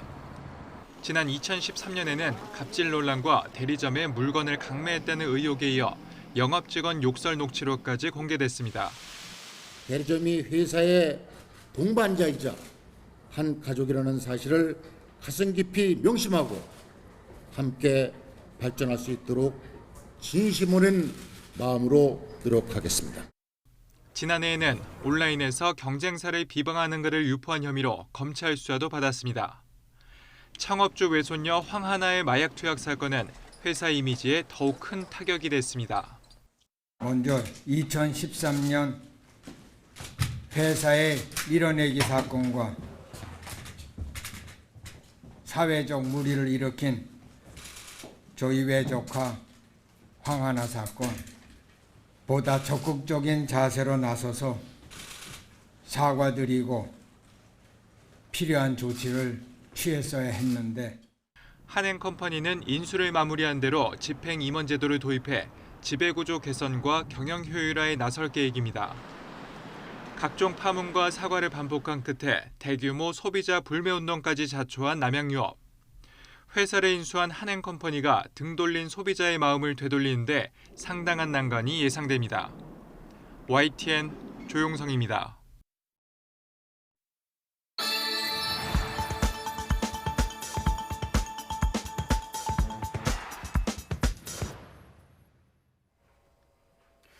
고 노무현 전 대통령의 최측근으로 꼽히는 민주당 이광재 의원이 어제 대선 출마를 선언했습니다. 미래를 강조하고 시대 교체가 필요하다는 말과 함께 각 분야에 대한 비전을 제시하기도 했습니다. 이광재 의원 직접 모시고 어떤 나라를 만들고 싶은 건지 또 구체적인 방안은 무엇인지 이야기 나눠보겠습니다. 어서 오십시오. 네, 안녕하세요. 안녕하십니까. 어제 오늘 어떻게 보내셨어요? 바쁘게 보냈습니다. 네. 아무래도 그동안 정책 관련해서 활동을 많이 하셨는데 네. 좀 다듬는 시간을 갖지 않으셨을까 싶은데 오늘 어떤 구상 갖고 계신지 말씀 나누도록 하겠습니다. 어제 출마 선언하시는 걸 인상 깊게 봤는데 가장 중요한 개혁은 분열된 대한민국을 통합으로 이끄는 것이다 이렇게 말씀을 하셨더라고요. 그렇습니다. 예. 자, 지난 23일 고 노무현 전 대통령 추도식에서도 통합을 강조하셨는데 의원님 말씀을 다시 한번 듣고 얘기 나누도록 하겠습니다. 네. 저는 민주당 대통령 후보 경선에 출마하려고 합니다. 대한민국의 희망과 미래를 말하려고 합니다. 대한민국 모두가 하나가 되는 통합을 뜨겁게 함께 만들고 위대한 나라를 만들고 싶습니다. 네, 대한민국 모두가 하나가 되는 통합을 뜨겁게 함께 만들겠다. 굉장히 강조하셨습니다. 네. 예, 아무래도 이 통합을 화두로 내건 게 지금 정부에서 통합 부분에서는 좀 부족하다 이런 생각을 하셨기 때문이 아닐까 싶기도 한데 어떠신가요? 그거보다는 현재 우리가 거의 남남내전 수준 아니에요? 그 분열된 땅 위에는 집을 지을 수가 없죠. 네. 우리가 결국은 자산과 소득, 그다음에 지역 간, 계층 간의 이런 그 불화 상태가 계속돼서는 이 나라가 앞으로 나갈 수 없다고 생각합니다. 네, 여러 분야에서 이 분열이 계속 이어지고 있다. 이걸 통합하기 위해서 노력하겠다 이 말씀으로 이해가 그렇습니다. 되는데 그렇다면은 어떤 부분에서 통합이 가장 시급하다고 보시나요? 예를 들면 결국은 여야에서 결국 협치를 어떻게 해나가느냐가 결국은 지도자가 분열되면 계속 분열될 수밖에 없지 않습니까? 네. 이것이 중요할 것이고요. 두 번째는 결국 분열의 토대가 있잖아요. 네. 이렇게 그 자산과 소득이 양극화되면은 분열이 클 수밖에 없죠. 그러면 어떻게 하면 중산층을 키워내느냐가 중요한 문제겠고요. 대기업이 크고 나머지 작은 기업이 너무 작아지면 어려지면 결국 중소기업이나 중견기업을 키워야 되는 것이죠. 네. 그다음에 이념적으로는 중도 쪽, 미들 쪽이 결국 강해야 축구도 잘할 수 있잖아요. 그러면은 중산층, 그다음에 중소기업, 그다음 우리가 중소도시 이런 것을 결국은 가운데 중자를 강화할 때 결국 미들 파워가 생기고 결국 우리가 완충지대가 생기고 그렇게 될 때 국민들의 마음이 분노보다는 통합적으로 움직이게 될 것이다. 결국 그런 걸 해나가려면 굉장한 노력과 딜이 필요한데요. 네. 노무현 대통령 시절에 보면 국가 균형 발전 그 회의 주제를 71번을 하셨어요. 71번이면은 1년이 50주면은 얼마나 거기 정력을 쏟았는지 알 수 있겠죠. 그 정도의 우리가 한 주제 한 주제의 통합을 위한 노력을 해야 국민들이 하나된 마음으로 살아가겠죠. 통합이라는 키워드를 중심으로 얘기를 좀 더 해보겠습니다. 그런 면에 있어서 이재용 삼성전자 부회장의 사면도 통합의 범주라고 보시는 건가요? 저는 두 가지 범주가 있다고 봅니다. 네. 하나는 지금의 이 세계적인 기술 전쟁이 이루어지고 있지 않습니까? 반도체와 백신이나 기술 전쟁이 일어날 때 이때 기회를 놓치지 말고 우리가 앞으로 나가자. 과거 일본이 85년도 플라자 합의 때 미국에 일방적으로 당했는데 이거를 극복하려면 공세적일 필요가 있겠다는 생각 하나 하고요. 예. 우리 그 삼성전자나 삼성바이오의 여태까지 대통령님, 그다음에 장관, 정당 관계자들이 수도 없이 방문했잖아요. 그러면 결국 이게 반도체나 바이오가 필요하다는 걸 말하는 거잖아요. 그러면 우리가 사면도 적극적으로 생각해 볼 필요가 있는 거 아닌가. 그러나 또한 삼성도 근본적인 자기 혁신을 통해서 국민의 사랑을 받는 일도 해야 이 비판도 극복할 수 있겠죠. 그러나 네. 결과적으로는 대통령께서 결정하실 문제죠. 이재용 삼성전자 부회장의 사면과 관련해서 언급해 주셨는데 경제적인 측면에서 접근을 한 것으로 이해가 됩니다. 네. 그렇다면 통합의 측면에서 이명박 박근혜 전 대통령 사면은 어떻게 보시는지 이것도 저는 그 궁금해요. 부분은 반대합니다.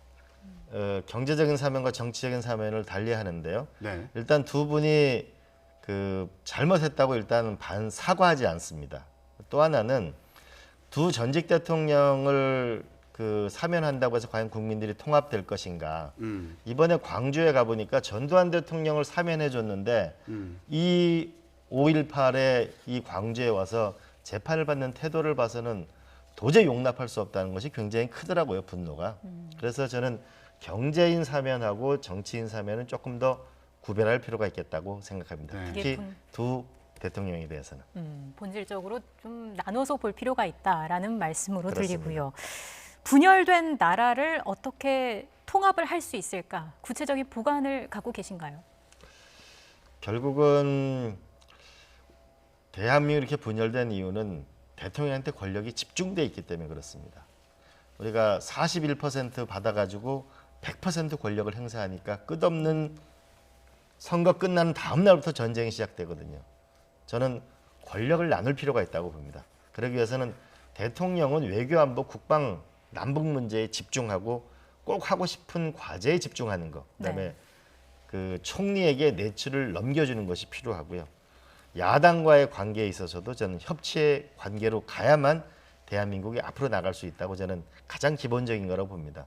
그 다음에 우리가 본질적으로 해야 될 것은 우리가 자산과 대도시와 지방 이런 근본적인 밑바닥이 군열되어 있는 것은 이것은 우리가 리드를 키워야 되는 중간층, 중산층, 중소기업, 중소도시를 키워서 결국 버퍼링을 만들어서 결국은 통합의 길로 가는 것이 현실일 거라고 봅니다. 네.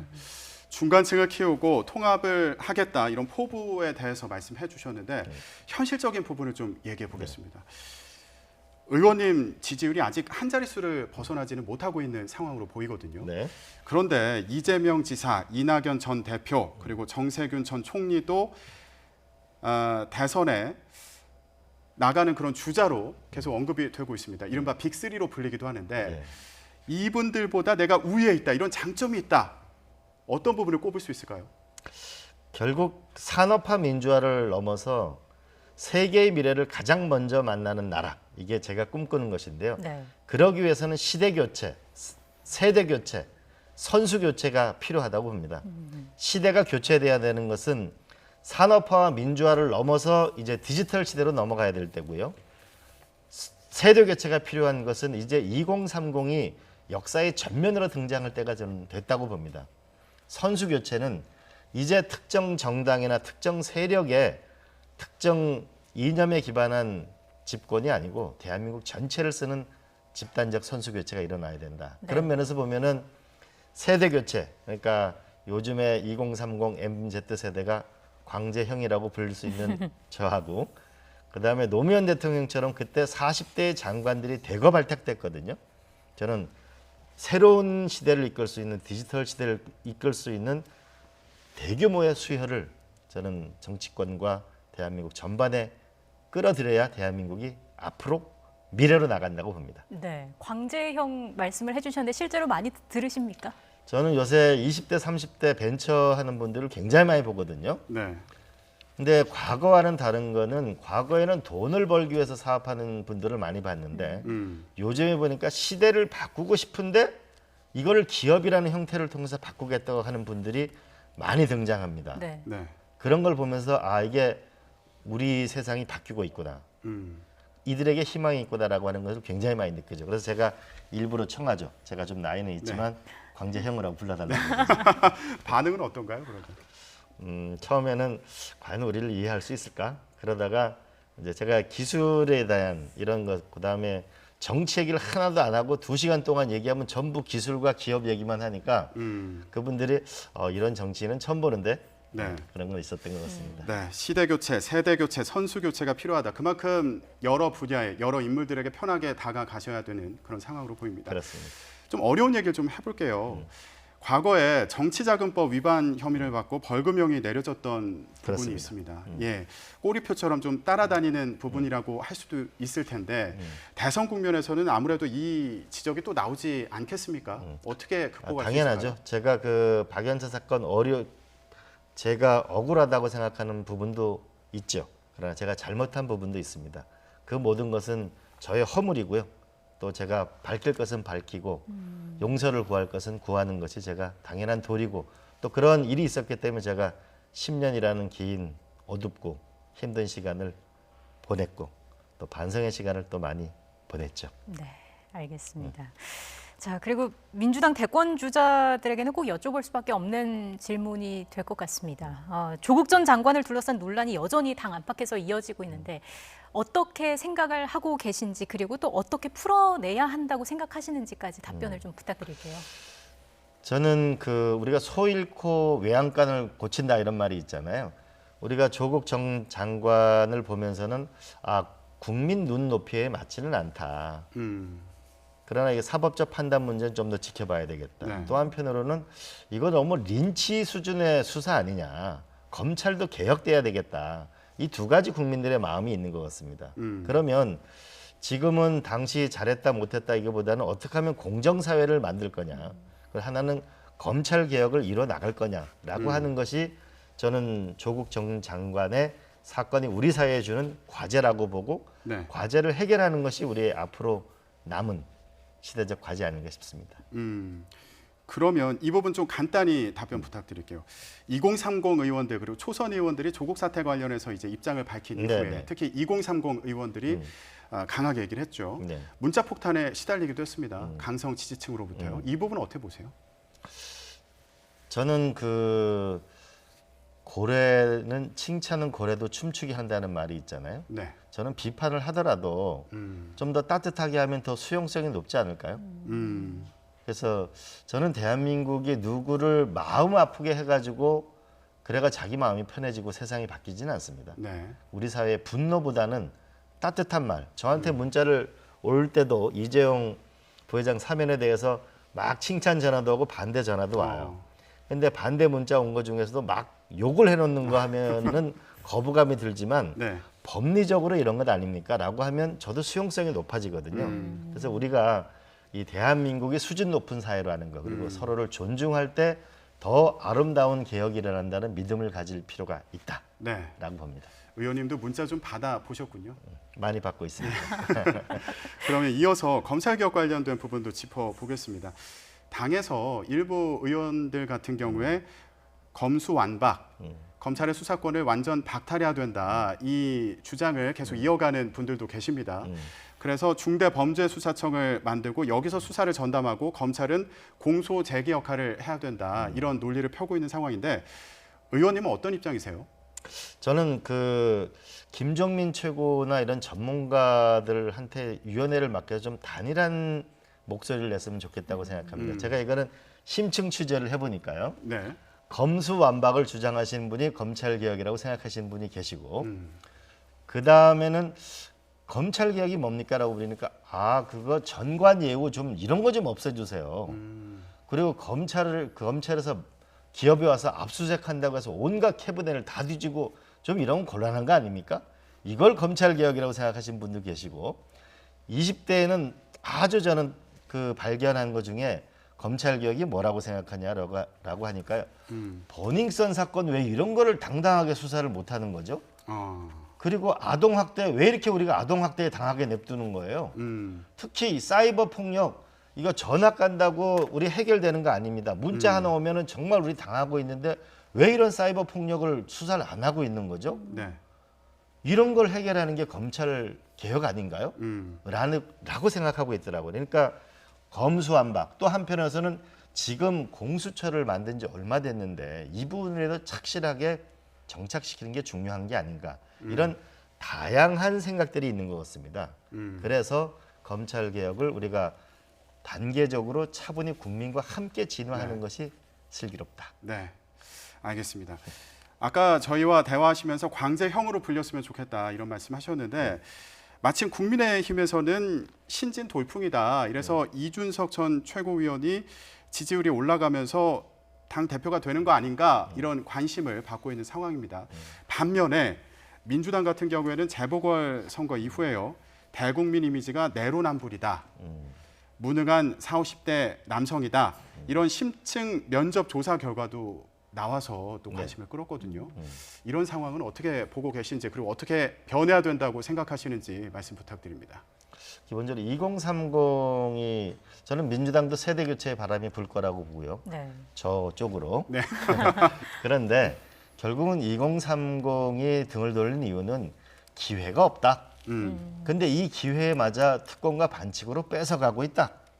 그리고 우리한테 기회를 만들어줄 능력이 부족하다라고 보고 있거든요. 결국 저는 기회의 문제라고 봅니다. 네. 그 기회는 일할 기회, 교육받을 기회, 결혼할 기회, 집 살 기회 이런 기회잖아요. 그럼 기회를 만드는 것은 저는 창업국가로 과감하게 가야 된다. 그러기 위해서는 산업은행을 창업은행으로 바꿔서 우리가 일자리를 대대적으로 늘리는 일을 해야 된다. 더 나아가서 부동산 문제도 과감한 공급 유지의 정책이 필요하다. 기회를 많이 주는 것이 저는 가장 중요하고 공정, 이 기회를 뺏는 특권에 대해서는 단호하게 싸워야 되겠죠. 네. 제도를 만들고. 네. 알겠습니다. 말씀하신 대로 시대 교체, 선수 교체, 세대 교체 이루시는지 지켜보도록 하겠습니다. 네. 대선 출마를 선언한 이광재 의원, 광재형이라고 불렸으면 좋겠다고 하셨는데요. 오늘 말씀 같이 나눠봤습니다. 네, 오늘 어려운 걸음 해주셔서 고맙습니다. 고맙습니다. 네, 불러주셔서 감사합니다.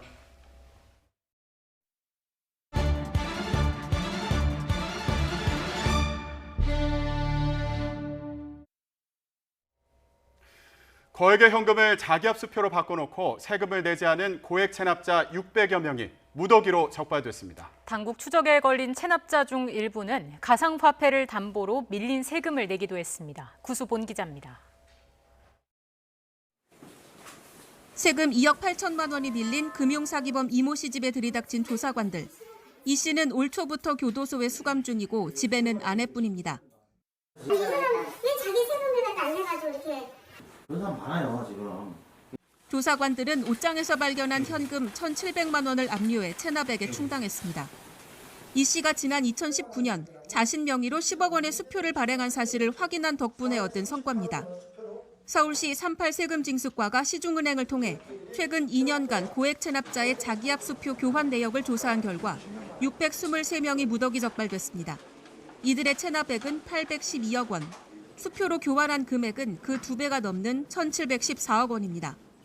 현금 같은 경우는 부피가 굉장히 커서 보관하는데도 용이하지 않고, 그리고 수표로 이렇게 보관을 하게 되면은 은닉 하는 것도 쉽고. 당국의 추적이 시작되자 자진 출석해 조사받고 체납 세금을 내는 사례가 이어지고 있습니다. 2년간 무려 438억 원을 수표로 교환한 사채업자 정모 씨는 차명으로 보관한 가상자산 15만 코인을 납세 담보로 제공했고, 56억 원을 수표로 교환한 오모 씨는 체납세금 1,240만 원을 전액 납부했습니다. 부동산 투자보다 상대적으로 규제가 덜하고 투자가 용이한 금융재산으로 이게 자금이 이동하는 그 현상을 확인했습니다. 서울시는 제2금융권에도 유사한 사례가 있을 거로 보고 조사 중입니다. 이와 별도로 국내 증권사를 통해 고액 체납자 주식도 추적해 380명이 약 1,000억 원을 보유한 사실을 확인하고 이 중 842억 원을 즉시 압류했습니다. YTN 구수본입니다. 태어나서 대학에 가는 나이가 될 때까지 버스 요금을 내지 않아도 되는 곳이 있습니다. 어디 먼 나라 얘기가 아니라 충청남도에서 내년부터 도입하는 정책입니다. 다른 지역으로 확대가 될까요? 이문석 기자입니다. 충청남도에서 만 75세 이상 어르신은 버스 요금이 무료입니다. 지하철 무임승차 대신 노인들에게 버스 요금을 감면해주고 있는 겁니다. 1년에 뭐 버스를 탄다 하면은 돈이 목을 남긴다면은 돈 10만 원 넘거든요. 그러면 그만큼만 해도 굉장히 도움이 가는 거 아니에요. 충남 무료버스 정책이 앞으로 어린이와 청소년까지 확대됩니다. 내년에 초등학생을 시작으로 2023년엔 중학생, 2024년부턴 고등학생 나이까지 버스 요금을 내지 않습니다. 나이가 해당하더라도 무임승차 카드가 없는 다른 시도민은 요금을 내고 타야 합니다. 당진시 등 일부 기초자치단체가 청소년 무료버스 정책을 시행하고 있지만 광역자치단체 규모로 도입하기는 충남이 처음입니다. 여기에 필요한 돈은 한 해 443억여 원. 충남도와 각 시군은 청소년 교통복지를 위해 반씩 예산을 부담하기로 했습니다. 서민층 자녀들이 대개 시내버스, 농어촌버스 탑니다. 되게 여유 있는 집안 분들은 부모님이 태워다 주고 그렇지 않겠습니까? 그래서 절대로 선심성 예산이 아니고 어린이 청소년 무료 승차가 무상교육, 무상급식, 무상교복처럼 전국적인 정책으로 확대될지 주목됩니다. YTN 이문석입니다. 도쿄올림픽 홈페이지에 독도가 일본 영토로 표기된 점을 들어 정세균 전 총리가 올림픽 불참도 검토해야 한다고 밝힌 데 대해 일본 정부는 한국 측의 주장을 전혀 받아들일 수 없다고 밝혔습니다. 일본 정부 대변인인 가토 관방장관은 오늘 정례 기자회견에서 독도 문제에 대해 역사적 사실과 국제법상으로도 명백한 일본 고유의 영토라며 한국 측의 주장은 전혀 받아들일 수 없다고 말했습니다. 가토 장관은 이어 일본의 영토와 영해, 영공을 단호히 지켜내겠다는 결의를 바탕으로 냉정하고 의연하게 이 문제에 대응해 가겠다며 조직위 홈페이지에 게재된 지도는 객관적으로 평가한 것이라고 조직위도 설명했다고 덧붙였습니다. 일본 후쿠시마 원전 운영사인 도쿄전력이 오염수 해양 방류 준비 등을 위해 보관용 탱크를 증설하기로 했습니다. 도쿄전력은 약 2년 뒤 후쿠시마 원전 오염수 해양 방류를 앞두고 방사성 물질의 농도가 떨어졌는지 등을 측정하기 위한 새로운 탱크가 필요해 23기를 증설하기로 했다고 발표했습니다. 미얀마 군부가 중국인이 투자한 공장에 대한 방화 혐의로 28명에게 징역 20년씩을 무더기로 선고하며 미얀마 내 반중 정서에 압박을 가했습니다. 군부는 지난 3월 양곤의 산업지대인 흘라잉따야에서 중국인들이 투자한 공장에 불을 지른 혐의로 기소된 28명에 대해 중노동을 수반한 20년의 징역형을 각각 선고했다고 현지 매체 이라와디가 보도했습니다. 현재 서울은 비가 숙강 상태를 보이고 있습니다. 하지만 충북과 남부지방에는 여전히 비가 내리고 있는데요. 특히 화면에 붉은색으로 표시된 전북과 경남 지역에는 시간당 25mm 이상의 매우 강한 비가 쏟아지고 있고 우박이 떨어지는 곳도 있습니다. 퇴근길 무렵에는 서울을 비롯한 중부지방에도 다시 비가 시작되겠습니다. 앞으로 예상되는 비의 양은 충청과 영서 남부, 전북과 경북 지역에 최고 60mm, 그 밖의 지역에는 5에서 20mm입니다. 비와 함께 바람도 비상입니다. 현재 대부분 해상에 풍랑주의보가, 충청 이남 지역에는 강풍주의보가 발효 중입니다. 시설물 관리와 안전사고에 주의하셔야겠습니다. 주말인 내일은 하늘빛이 흐리겠고요. 낮 기온이 22도에 머물면서 선선하겠습니다. 휴일에는 다시 맑은 날씨 속에 초여름 더위가 이어질 전망입니다. 지금까지 날씨 정보였습니다. 더 뉴스 마치겠습니다. 시청해주신 여러분 고맙습니다.